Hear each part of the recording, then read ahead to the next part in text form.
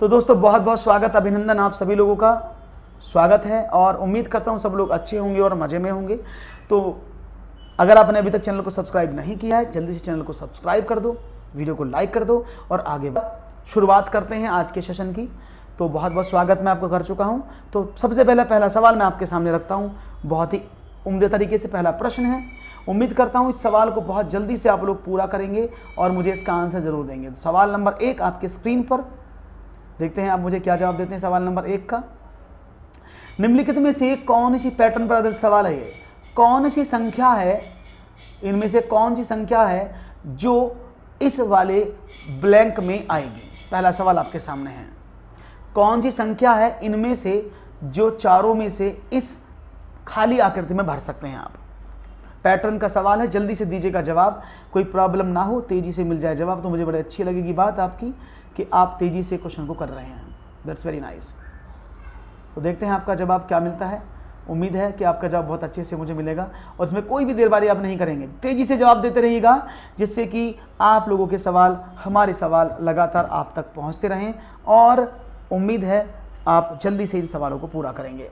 तो देखिए समझते हैं सवाल कैसे हुआ है। 2, 6 ब्लैंक 20, 30 ऐसे सवालों में पैटर्न में क्या पूछा जाता है कि इस पर्टिकुलर पैटर्न में कौन सी संख्या रखी जाए जो इस पूरे पैटर्न को फॉलो करे। तो आपने क्या देखा, आपने कहा 6 और 2 का अंतर 4 है, इसका अंतर देखें 30 और 20 का अंतर 10 है। अब इसमें क्या रखें, अगर मैं 10 रखता हूँ तो मुझे 6 मिल जाता है और 6 से 20 का अंतर कितना आता है? आपने कहा 14, जो कि गड़बड़ कर देगा। अगर इसमें 12 पुट करता हूँ, देखो 12 से क्या बनता है, +4 6 +6 12 +8 20 +10 30। पैटर्न बन गया ना। इसी पैटर्न को आपको फॉलो करना है और इसका जवाब क्या मिलेगा? ऑप्शन नंबर बी, क्योंकि 12 पुट करने पर ये हमें इवन नंबर के डिफरेंस से संख्याओं को जोड़ता हुआ दिखाता जा रहा है। ठीक है, क्लियर है, समझ में आ गया होगा सवाल। आगे बढ़ते हैं और एक और सवाल की बात करते हैं और देखते हैं एक नया सवाल और क्या आपके सामने मिलाता हूँ। आवाज़ को एक बार चेक कर लेते हैं। वॉइस एकदम अच्छी है, बढ़िया है, कोई प्रॉब्लम तो नहीं किसी को? वॉइस में प्रॉब्लम हो तो मुझे बता दीजिएगा, मैं और थोड़ा तेज़ कर देता हूँ जिससे कि कोई समस्या आपको ना मिले। अभी ठीक है। एक और सवाल, पैडागॉजी भी इसमें साथ में होगी जिससे कि आपको समझ में आ जाए। ऐसे छात्र जिन्हें प्रति 10 खंड क्वेश्चन एयर छड़, देखो क्वेश्चन एयर छड़ का सवाल पूछा गया था आपसे एग्जाम में, शायद आपको याद हो। बीजगणितीय टाइल्स, बीजगणितीय घन, जियो बोर्ड, 10 ग्राम्स, काउंटर, पासा आदि जैसे कार्य अनुभवों और जोड़ तोड़ के उपयोग की आवश्यकता होती है, जिनको यानी इन सब चीज़ों की आवश्यकता पड़ती है, वो होते हैं। अब ये प्याजे पर पूछा गया सवाल है क्योंकि चारों चरण प्याजे के दिए गए हैं ना, और प्याजे के पिछली बार 2 सवाल एग्जाम में आए थे। तो देखता हूं कौन से चरण पर आप बच्चे को मानते हैं, ज्ञानेंद्रिय चरण पर, प्रत्यक्ष संक्रियात्मक चरण पर, पूर्व संक्रियात्मक चरण पर, या फिर औपचारिक संक्रियात्मक अवस्था पर? आप लोगों की मुझे आंसर नहीं आ रहे हैं, कमेंट में आंसर लगातार आप करते रहें जिससे कि ये सेशन आपके लिए मजबूती से बढ़ता रहे। तो ज्ञानेंद्रिय चरण पर, प्रत्यक्ष संक्रियात्मक चरण पर, पूर्व संक्रियात्मक या फिर औपचारिक संक्रियात्मक पर? इसमें मैं आपको बता देना चाहता हूं कि अगर हम कार्य अनुभवों की बात करते हैं, जोड़ तोड़ के उपयोग की बात करते हैं, तो आपको बता दें ए ऑप्शन ज्ञानेंद्रिय चरण, ये प्याजे की 4 अवस्था है जिसमें सबसे पहली अवस्था होती है ज्ञानेंद्रिय चरण, जिसको अंग्रेजी में आप क्या बोलते हैं, sensory phase, motor sensor phase भी इसको कहा जाता है, जो 0 से 2 वर्ष तक चलती है। दूसरी अवस्था आती है ये वाली जिसको पूर्व संक्रियात्मक अवस्था कहते हैं, जो 2 से 7 वर्ष तक चलती है। तीसरी अवस्था आती है प्रत्यक्ष संक्रियात्मक चरण, जिसको आप 7 से 11 वर्ष मानते हैं, और चौथी अवस्था होती है औपचारिक संक्रियात्मक अवस्था, जिसको आप 11 से 15 वर्ष मानते हैं। तो अब आपको बताना है इनमें से कौन सी ऐसी अवस्था है जिसमें बालक इन सब चीजों के बिना काम नहीं कर सकता। तो आपको बता दूं, इस अवस्था को बोलते हैं प्रत्यक्ष संक्रियात्मक अवस्था, इसको आप मूर्त संक्रियात्मक अवस्था भी बोलते हैं। यानी यहां पर बालक मूर्त वस्तुओं का सहारा लेकर के चीजों को पढ़ना और उनका अनुभव करना सीखता है। तो राइट ऑप्शन क्या था? ऑप्शन नंबर बी, प्रत्यक्ष संक्रियात्मक चरण यानी मूर्त संक्रियात्मक अवस्था, या इसको बोलते हैं डायरेक्ट ऑपरेशनल स्टेज, या अंग्रेजी में इसको इनफॉर्मल ऑपरेशनल स्टेज भी कहा जाता है। सवाल बहुत ही बढ़िया है, अगर आप इनको समझेंगे तो आपको एग्जामिनेशन में बहुत हेल्प करेंगे। ओके, तो चलो एक सवाल और लेते हैं और देखते हैं एक सवाल और आपके सामने क्या जवाब मिलता है। पुनीत प्रकार के प्रयोग से दिए गए व्यास का वृत्त बनाता है, निम्न में से कौन सी उपलब्धि को दर्शाता है? स्वभाव लक्ष्य, सामाजिक लक्ष्य, विषय वस्तु संबंधी लक्ष्य या क्रिया संबंधी लक्ष्य? Puneet makes circle of diameter given diameter by the uses of compass, which of the following achievement does it represent? ये कौन से अचीवमेंट को रिप्रेजेंट करता है, ये आपको बताना है। तो देखिए इस सवाल में क्या जवाब मिल रहा है आपको कि प्रकार से बना रहा है। तो याद रखिएगा, अगर वो है सीधा वृत्त बनाने की बात करता तो हम क्या कर सकते थे, हम मान सकते थे ये प्रोसीजरल है, ये प्रक्रिया संबंधी लक्ष्य है, क्योंकि वह दिए गए व्यास का बना रहा है। तो व्यास क्या है, गणित की टर्म है, समझ रहे हो। अगर वो प्रक्रिया संबंधी लक्ष्य होता तो सिर्फ व्यास बनाता, अब वो चाहे वृत्त बनाता, चाहे छोटा बनाता, मोटा बनाता, प्यारा बनाता, न्यारा बनाता, तो आपका वृत्त, हमारा वृत्त, कोई भी वृत्त बना सकता था। कटोरी से बनाता, गिलास से बनाता, किसी कैप से बनाता, वो सब उस पर डिपेंड करेगा, दैट इज प्रोसेस, प्रक्रियात्मक। लेकिन यहाँ पर क्या था, यहाँ पर बोला गया कि व्यास जो है वो दिए गए व्यास का आपको वृत्त बनाना, यानी गणित टर्म इसमें इन्वॉल्व हो गई। और जब मैथमेटिक टर्म इसमें आ गई तो ये बन गया सब्जेक्ट यानी कंटेंट संबंधी, यानी गणित संबंधी। इसलिए सही जवाब क्या होगा, option number C is the right answer.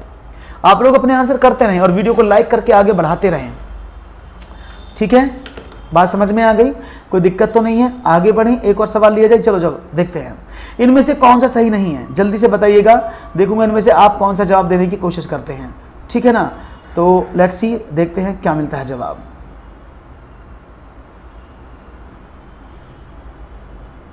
Okay,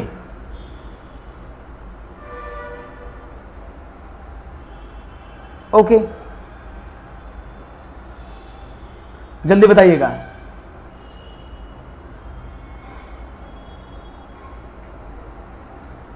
तो सवाल आपके सामने है, उम्मीद है कि जवाब मिलेगा। 43.2 किलोग्राम बराबर 4320 ग्राम के होता है। और साथ में आपको बताएं दूसरा ऑप्शन क्या है कि एक घनाभ के 8 शीर्ष होते हैं, 0.304 और 0.3040 समान है, यह 17 मिलीमीटर बराबर 1.7 सेंटीमीटर होता है।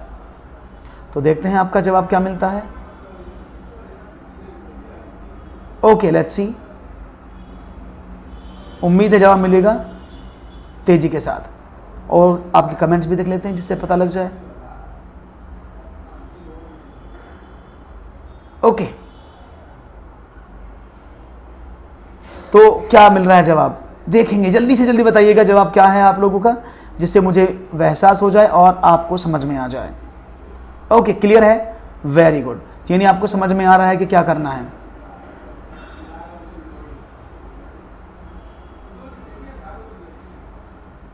ओके, जवाब क्या है, और यहां पर जवाब मिला है ओके, सी सी सी सी, वीरेंद्र ने कहा है सी। देखिए कौन सा सही नहीं है ये बताना है, सही की बात कौन सा सही है ये आपको नहीं बताना है, इनमें से गलत कौन सा ये आपको बताना है। तो देखते हैं, देखिए नीचे से चलते हैं।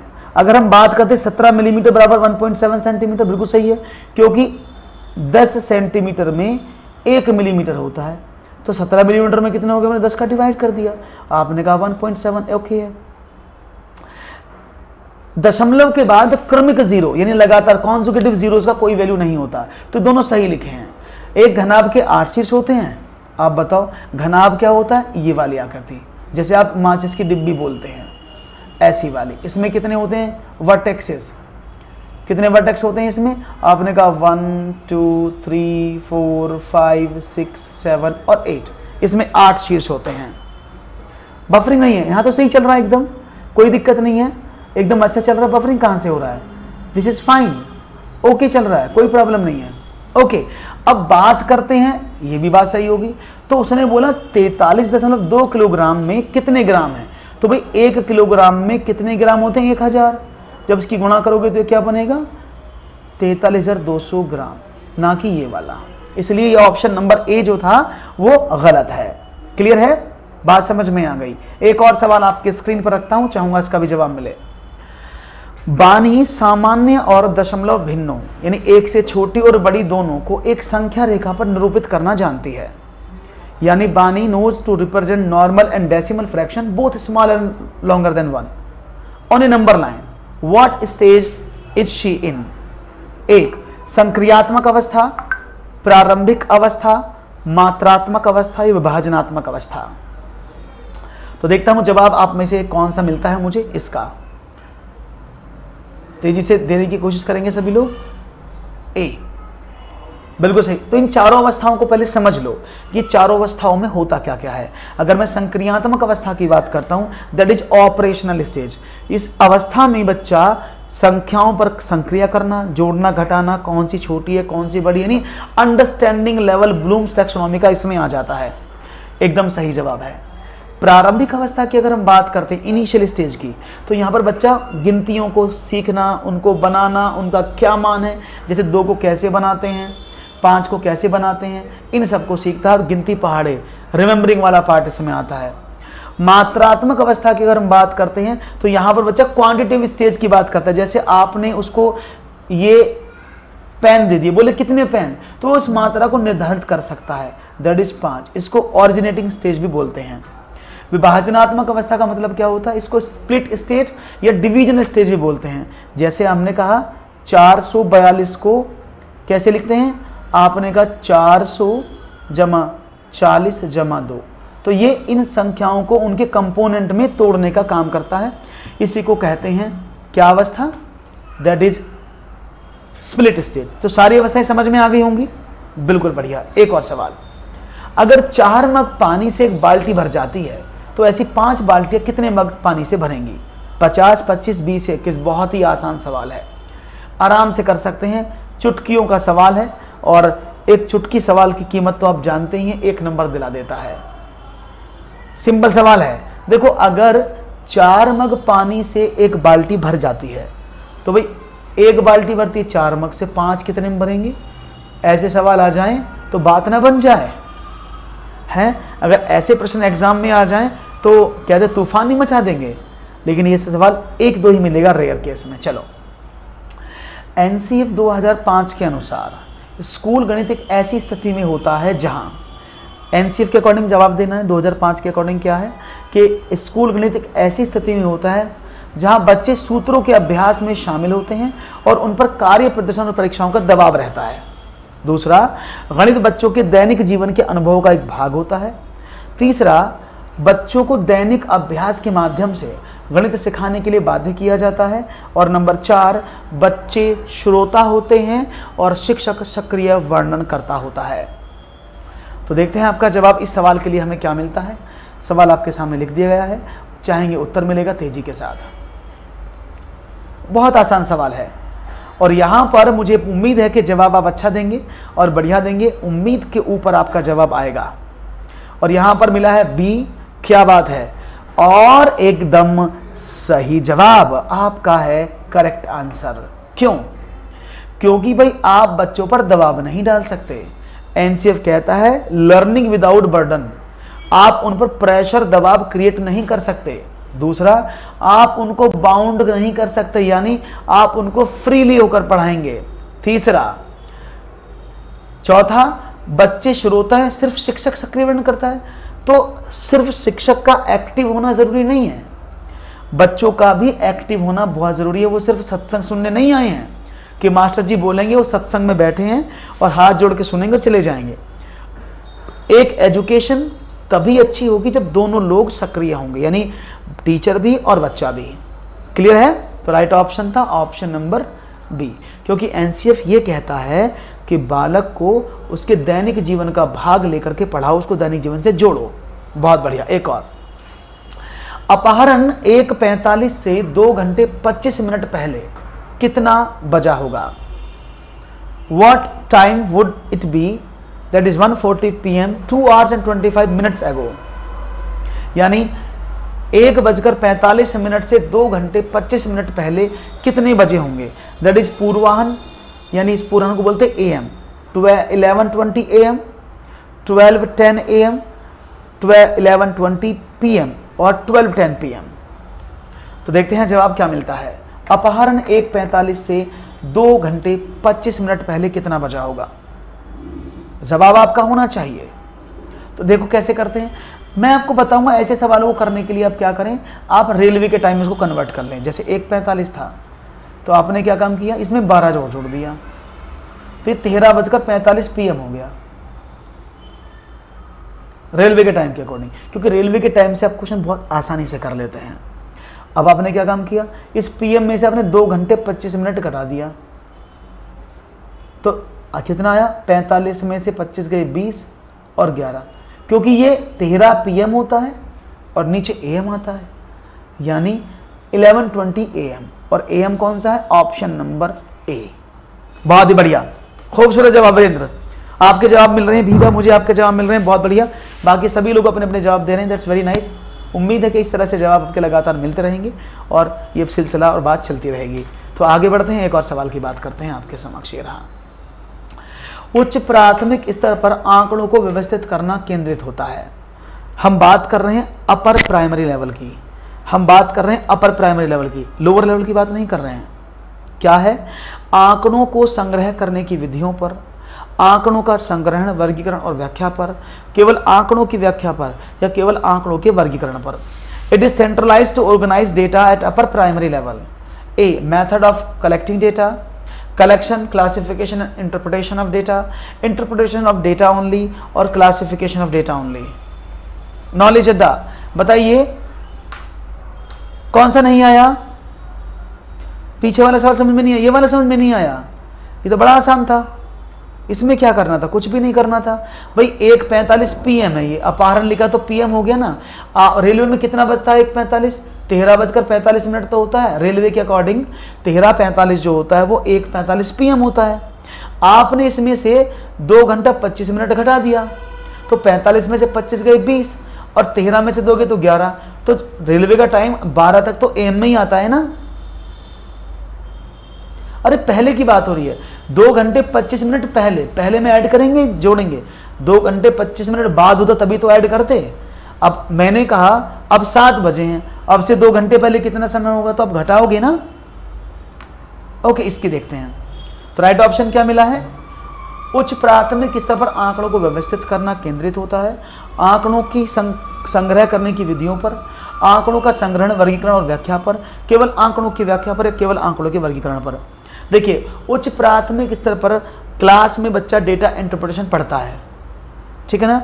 अभी 9वां क्वेश्चन है, उच्च प्राथमिक स्तर पर बच्चा आंकड़ों की व्यवस्था पढ़ता है, इसलिए वो आंकड़ों को संग्रहित कर सकता है, उनको कलेक्ट कर सकता है, उनको क्लासिफाइड कर सकता है और उनको एक्सप्लेन यानी उनका इंटरप्रिटेशन भी कर सकता है।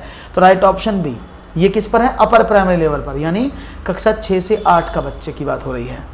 क्लियर है, बहुत बढ़िया। एक और सवाल, प्रियांशु के पास 780 रुपए थे, उसने 450 रेल के किराए में और 200 रुपए भोजन पर खर्च कर दिए। उसके पास कितने रुपए शेष बचे? 100 रुपए, 130 रुपए, 124, 127।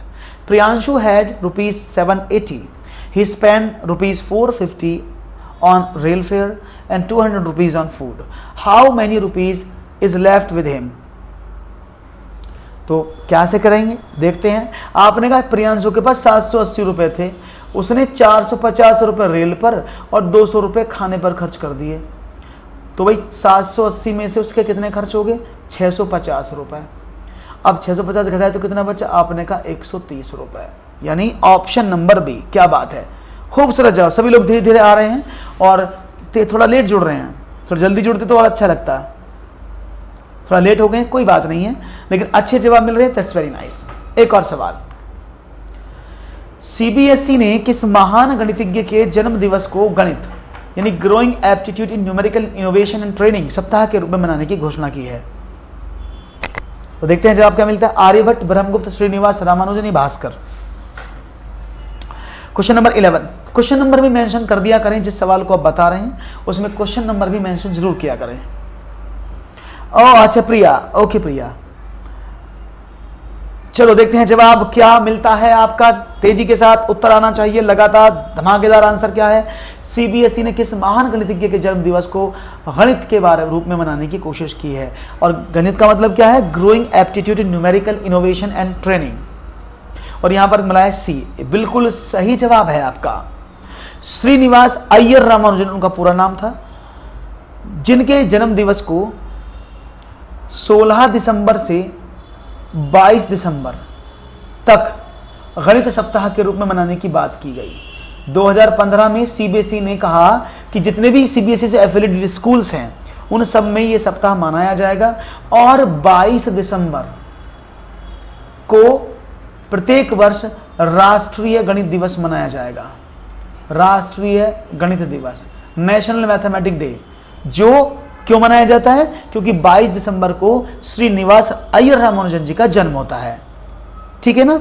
दूसरी बात, अगर आप रीट का एग्जाम देने जा रहे हैं तो इनको बहुत अच्छे से समझ लेना, क्योंकि रीट का एग्जाम है तो हो सकता है राजस्थान से रिलेटेड कोई गणित में बात पूछी जाए।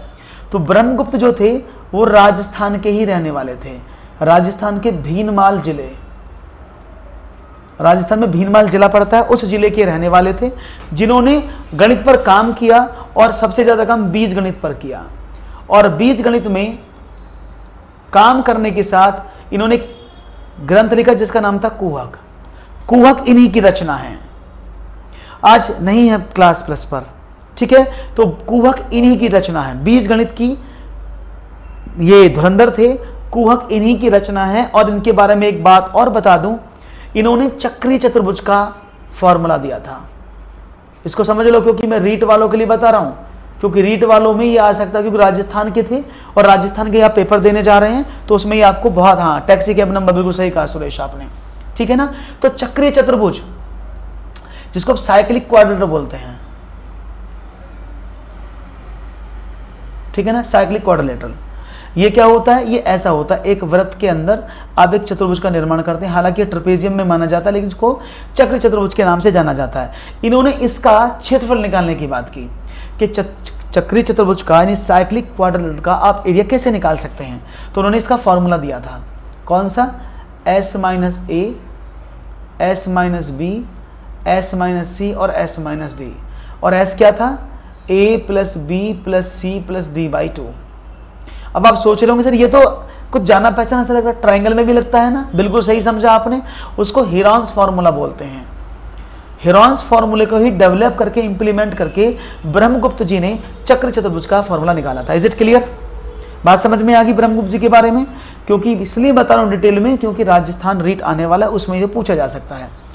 आर्यभट्ट की बात करते हैं तो आर्यभट्ट के बारे में कौन नहीं जानता, जिन्होंने पाई के बारे में बहुत जानकारी दी, और भास्कर की लीलावती, ठीक है ना। नहीं है, 8:30 बजे प्लस पर होगा। 1, 2, 5, 10, 17, 26 में अगली संख्या ज्ञात करो। ये पैटर्न बेस्ड सवाल है, इट्स पैटर्न बेस्ड क्वेश्चन। 1, 2, 5, 10, 17, 26 में अगली संख्या नेक्स्ट नंबर क्या होगा? Find out the next number. तो देखते हैं नेक्स्ट नंबर क्या देंगे आप, 3, 37, 39 या 108। तो जानते हैं आपका जवाब क्या मिलता है। तेजी से आंसर की उम्मीद, इच्छा मुझे जगी है, तो समझते हैं। देखो इस सवाल कैसे करें। उसने बोला 1, 2, 5, 10, 17, 26। इन दोनों का अंतर देखे तो कितना है? प्लस का 1। इसमें देखे तो प्लस का 3, इसमें देखे तो प्लस का 5, इसमें देखो तो प्लस का 7। इसमें कितना आएगा? 9 आना चाहिए ना, प्लस का 9 आना चाहिए ना भाई, इसमें प्लस का 9 आना चाहिए ना। जैसे क्रम चल रहा है 1, 3, 5, 7, 9, तो 26 में 9 जोड़ेंगे तो कितना आएगा? 1, ठीक है, 2 और 3 5, 5 और 5 10, और 10 और 7 17, 17 और 9 26, 26 और 9 35 आना चाहिए। इसमें 33 क्यों लिखा है?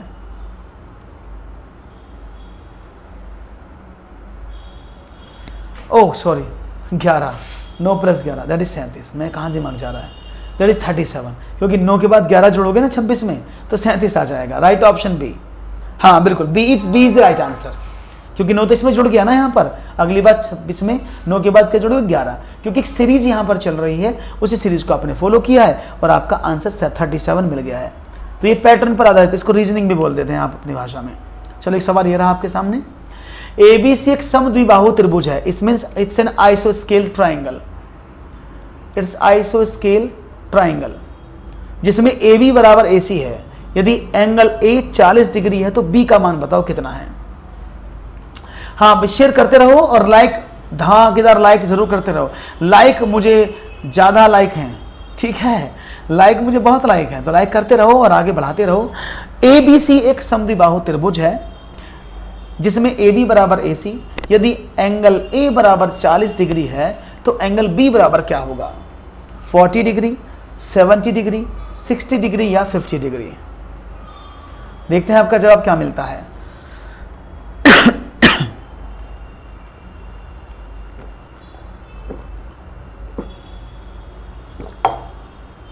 ओके, बताइए शिखा। देखो समद्विबाहु त्रिभुज की प्रॉपर्टी क्या होती है कि उसकी दो भुजाएं बराबर होती है, उसने ऑलरेडी दिया भी है बराबर है, और जिस त्रिभुज की जितनी भुजाएं बराबर होती है उसके उतने कोण भी बराबर होते हैं। तो ये दोनों कोण बराबर हैं आपस में, यानी मैंने माना ये भी x और ये भी x है, तो त्रिभुज के तीनों कोणों का टोटल कितना होता है, आपने कहा x प्लस 40 बराबर 180। 2x बराबर कितना हुआ, आपने कहा 180 माइनस का 40। x बराबर कितना हुआ, आपने कहा 140 बटा 2, 70 डिग्री। आप सिंपल निकाल सकते थे, आप सीधा भी कर सकते थे। मैंने आपको डिटेल में बताया कि भाई 180 में से आपने कितना घटाया, 40, 140 बचा। अब ये दोनों बराबर के हैं तो 2 का डिवाइड कर दिया। बहुत बढ़िया, ताला लगा दे। अरे क्या बात है राहुल, ताला लगा दिया है। 70। एक और सवाल, चलो। किसी छात्र की अभ्यास पुस्तिका में एक सवाल लिया गया है योगफल का, इसको जरा समझ लो क्या लिखा है, इस पर एक टेक ए लुक। ये किस प्रकार की त्रुटि को बताता है, गलत संक्रिया, गलत कलन विधि, पुनर्वर्गीकरण की त्रुटि या आधारभूत तथ्य की त्रुटि। What kind of error is this, wrong operation, wrong algorithm, reclassification error या बेसिक एरर।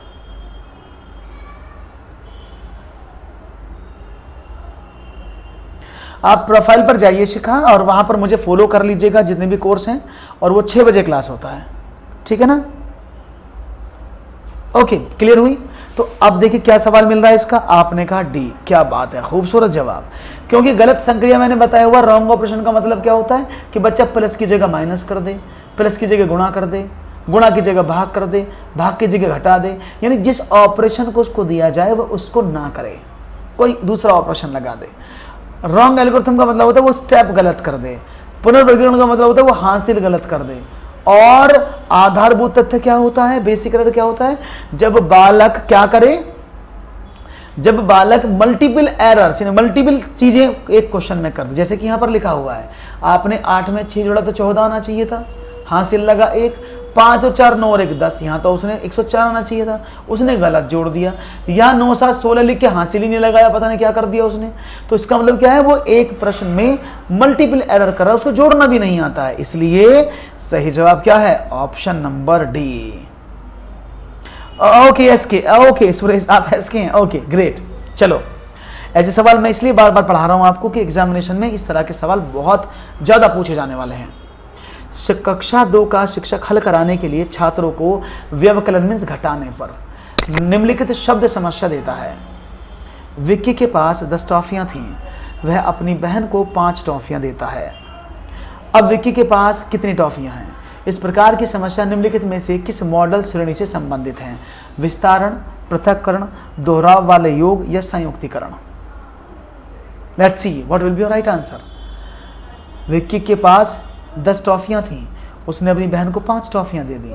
अब विक्की के पास कितनी टॉफियां हैं, ये किस तरह की समस्या है। ये विस्तारण की, एक्सपेंशन की बात है, सेपरेशन की बात है, या रिपीटेड एडिशन की बात है, या फिर कॉन्जुगेशन की बात है। और यहाँ पर मुझे जवाब मिल रहा है तेजी से सब लोगों का, क्या बात है, दैट इज बी। पक्का लॉक कर दिया जाए, सभी ने कहा बी को लॉक कर दिया जाए। और कंप्यूटर जी ने लॉक करके बताया है आपका जवाब सही है। एकदम सही सवाल का जवाब आपने चुना है। That's very nice answer. क्योंकि एक विक्की है, उसके पास 10 टॉफियां हैं, उसने 5 अपनी बहन को दे दी, तो उसकी टॉफियां उससे अलग हो गई। अलग हो गई ना, 5 टॉफी जुदा हो गई उससे। अब अलग होना तो सेपरेशन ही तो होता है। हाँ, विस्तरण कब होता कि विक्की के पास टॉफियां हैं 10, उसकी बहन के पास टॉफियां हैं 5, उसने अपनी टॉफियां विक्की को दे दी, तो विक्की की टॉफियां 15 हो गई। तो विक्की में एक्सपेंशन हो गया, विक्की की टॉफियों में एक्सपेंशन हो गया। अगर हम बात करते हैं संयुक्तिकरण की, अगर वो बोले विक्की के पास 5 टॉफियां, उसकी बहन के पास 10 टॉफियां, तो विक्की और उसकी बहन के पास कुल कितनी टॉफियां हैं? तो ऐसी समस्या क्या होगी? उसको संयुक्तिकरण बोलेंगे। बात समझ में आई? ना ना ना ना ना ना ना ना, ये सिर्फ आज ही है, ये सिर्फ आज की क्लास है और नहीं, इसके बाद और कुछ नहीं, ये आज की ही है। ओके, आगे बढ़ते हैं, एक और सवाल की बात करते हैं। चलिए, किसी शहर ए में 25,547 निवासी हैं और शहर बी में 42,689 निवासी हैं, तो एक साथ एक शहर ए और बी में निवासियों की कुल संख्या कितनी है? एक साथ एक शहर में ए और बी में कुल निवासियों की संख्या कितनी है, ये आपको बताना है।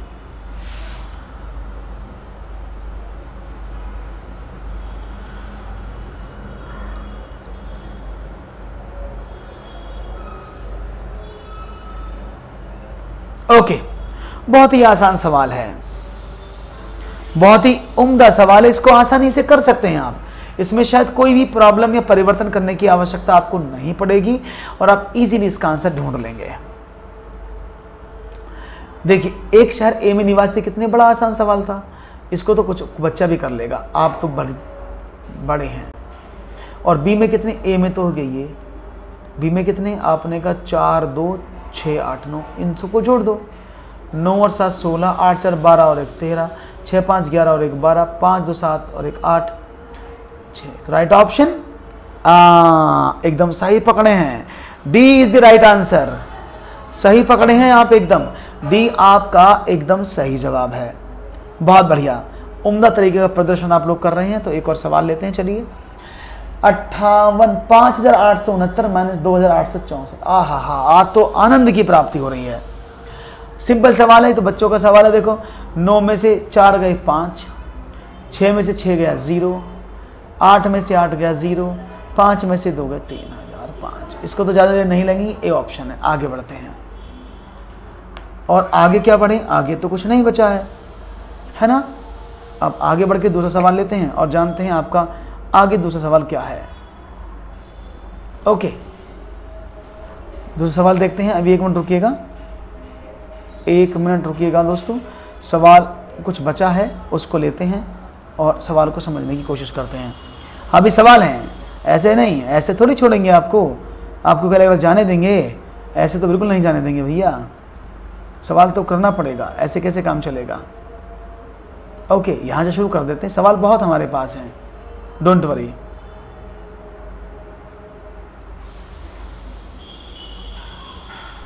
ओके, सवाल आपके सामने एक और। चलो, किसी संख्या के 60% का 3/5वां भाग 36 है। किसी संख्या के 60% का 3/5वां भाग 36 है, तो वह संख्या क्या है, ये आपको बताना है। देखते हैं जवाब क्या मिलता है। प्रीवियस ईयर, हाँ प्रीवियस ईयर कराऊंगा, कल। किसी संख्या के 60% का 3/5वां भाग 36 है, तो संख्या कौन सी होगी? देखते हैं जवाब क्या मिलता है। हाँ, आज की क्लास रीड के लिए बेहतरीन है। आप इसको प्रीवियस रिवीजन करा रहा हूं, जहां मौका मिल रहा है वहीं करा रहा हूं। तो देखते हैं जवाब क्या मिलता है। तो देखो, ऐसे मैंने संख्या क्या थी 60%, तो अगर संख्या ए है, उस संख्या का 60% 60/100 गुणा 3/5 का 3/5वां भाग था ना, वो 36 है। 0 से आपने 0 काट दिया, तो ए बराबर कितना हो जाएगा? आपने कहा 36 गुणा 10 गुणा 5 बटा 6 गुणा 3 18, 18 दूनी 36, 10 दूनी 20 पंजे 100, तो संख्या क्या है 100। अरे क्या बात है, खूबसूरत जवाब, दैट इज 100। क्या बात बताई आपने, बहुत ही बढ़िया तरीके से जवाब 100 आपका मिला है, दैट्स वेरी नाइस। एक और सवाल, चलो ये रहा, -5/7 में से क्या घटाया जाए कि -1 प्राप्त हो जाए। जल्दी से दीजिएगा आंसर, बड़ा आसान सवाल है। क्या घटाऊं, जल्दी से बताओ, क्या घटाऊं इसमें से कि आंसर इतना आ जाए। चलो देखते हैं जवाब क्या मिलता है। -5/7 में से क्या घटाया जाए कि -1 प्राप्त हो। तो सिंपल थ्योरी है भाई, -5/7 में से इनमें से कौन सी संख्या घटाओगे आप। तो देखते हैं जवाब क्या मिलता है, समझते हैं। देखो -5/7 में से अगर आप 4/7 घटाते हो, माइनस का 4/7, तो ये 9/7 हो जाएगा। वो बोल रहा है 1 आना चाहिए। आप -5/7 में से माइनस का -4/7 घटाते हो, तो क्या होगा -5/7 प्लस 4/7, तो क्या ये 1/7 आ जाएगा, जबकि वो हमें आपको चाहिए 1, हमें तो 1 चाहिए ना। तो राइट ऑप्शन क्या है, बहुत बढ़िया तरीके से जवाब दिया आपने, दैट्स वेरी नाइस, यानी 2/7। अगर देखो -5/7 में से मैं माइनस का 2/7 करता हूँ, इट विल गिव यू -7/7, और 7 से 7 कटेगा तो आपको -1 उत्तर बड़ी खुशी खुशी प्राप्त हो जाएगा। क्लियर है, बहुत बढ़िया, उम्दा उम्दा उम्दा प्रदर्शन। लाइक भी करते रहो साथ साथ में। चलो 4 अंकों की सबसे बड़ी संख्या, जो संख्या 12, 18, 21, 28 में से प्रत्येक से विभाजित होती है, कौन सी है। The largest 4 digit number which divisible by 12, 18, 21 and 28। अब इस सवाल को आप 2 तरीके से कर सकते हैं। There are 2 way to do this question. पहला रास्ता क्या है, पहला रास्ता क्या है, पहला रास्ता बड़ा आसान है, इसको आप आसानी से एक्सेस कर सकते हैं। हाँ, इट्स नॉट -2/7, इट्स +2/7। ओके, तो तरीका पहला होता है एलसीएम का। तो पहले एलसीएम वाला तरीका देखते हैं। तो 12, 18 और 21 और 28 का एलसीएम निकालें। चलो निकालता शो करते हैं। आपने 2 से काटा तो 6, 9, 21, 14। आप फिर 2 से काटेंगे, आपने कहा 3, 9, 21, 7। अब 3 से काटते हैं, 3, 1, 3, 7, 7। अब फिर 3 से काटते हैं, 1, 1, 7, 7। अब 7 से काटते हैं, 1, 1, 1, 1। ठीक है, कितना हुआ, 7 या 21, 21 से 63, 63 दूनी 126, 126 दूनी 252। 252 वो संख्या है जो 12, 18, 21 और 28 से पूरी कट जाएगी, पूरी कट जाएगी, है ना। अब क्या करें, अब जो इसके मल्टीपल होंगे, 252 के जितने भी मल्टीपल होंगे, चाहे वो 504 हो या कोई भी मल्टीपल हो, वो सब 12, 18, 21, 28 को पूरा डिवाइड करेंगे। ठीक है ना। तो क्या करें, तो उसने बोला 4 अंकों की बड़ी से बड़ी, तो 9, 9, 9 सबसे बड़ी संख्या 4 अंकों की होती है। इसमें से इसका मल्टीपल निकाल लिया।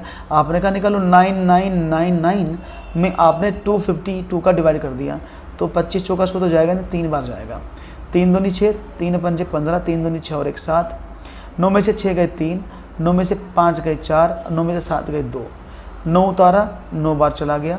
9 दूनी 18, 9 पंजे 45 और 1 46, और 9 दूनी 18 और 4 22। तो 1 7 और 171, यानी 171 शेष बच रहा है आपका 171। यानी अगर आप 9999 में से 171 घटा दें तो पूरा कट जाएगा वो। तो 9 8 2 8 9, that is the right answer, option number C. ये बेसिक तरीका था। आप चाहते तो इसको आप अपने तरीके से भी हैंडल कर सकते थे। कैसे, यानी वे किसी एक संख्या को उसमें से पकड़ लो आप। ओके, अपडेट हो गया, वेरी गुड।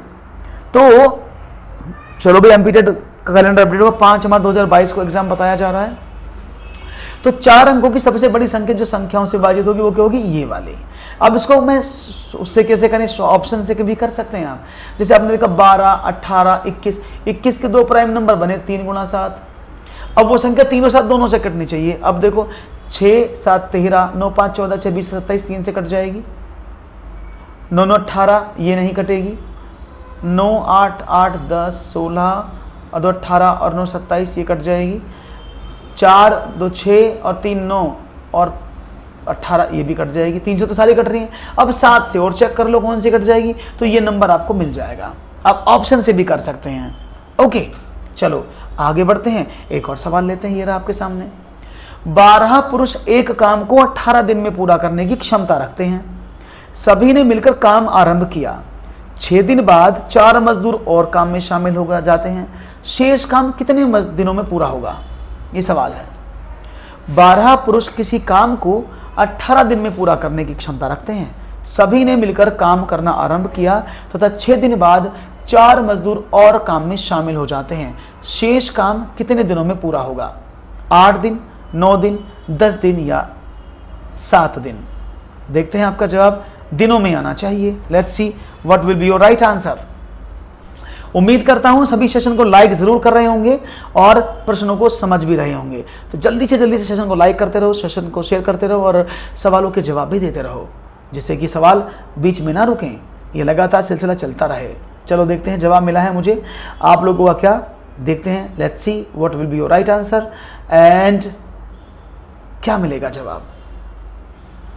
10 दिन 9 दिन। देखो मैं आपको कोई टेक्निकल या कोई फार्मूला नहीं बता रहा हूं, सवाल को समझने की कोशिश करना। 12 पुरुष 18 दिन में, मैंने माना एक पुरुष एक दिन में 1 पानी की बोतल भरता है, यानी एक पुरुष एक दिन में 1 पानी की बोतल भरता है। तो भाई कुल काम कितना हुआ? तो 12 पुरुष एक दिन में 12 बोतल भरेंगे, तो वो 18 दिन में कितनी भरेंगे? आपने कहा सर कुल काम कितना हुआ? आपने कहा 12 गुणा 18, टोटल कितना हुआ? 12 × 96, 12 × 12 और 9 21, 216। तो टोटल मिलाकर 216 यूनिट काम है। कितना काम है? इट्स 216, यानी 216 यूनिट टोटल काम हुआ। तो मैंने पहले टोटल काम निकाल लिया, क्योंकि 12 आदमी थे, वो काम 18 दिन में खत्म हो रहा था। मैंने मान लिया कि एक आदमी एक दिन में 1 यूनिट काम करता है, तो कुल काम 216 है।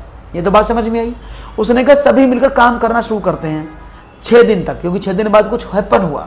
तो जब 12 आदमी 6 दिन तक काम करेंगे तो 12 × 72, इसमें से उन्होंने 72 बोतल तो भर दी। कितनी बची? 6 में से 4 4 1, यानी इस समय 144 बोतल आपके पास हैं जो भरनी है। समझ रहे हो बात को? 216 में से 72 क्यों निकाला? क्योंकि 6 दिन बाद और आदमी आ गए तो मजदूर बढ़ गए, लेकिन 6 दिन तक तो 12 लोगों ने भरी थी ना।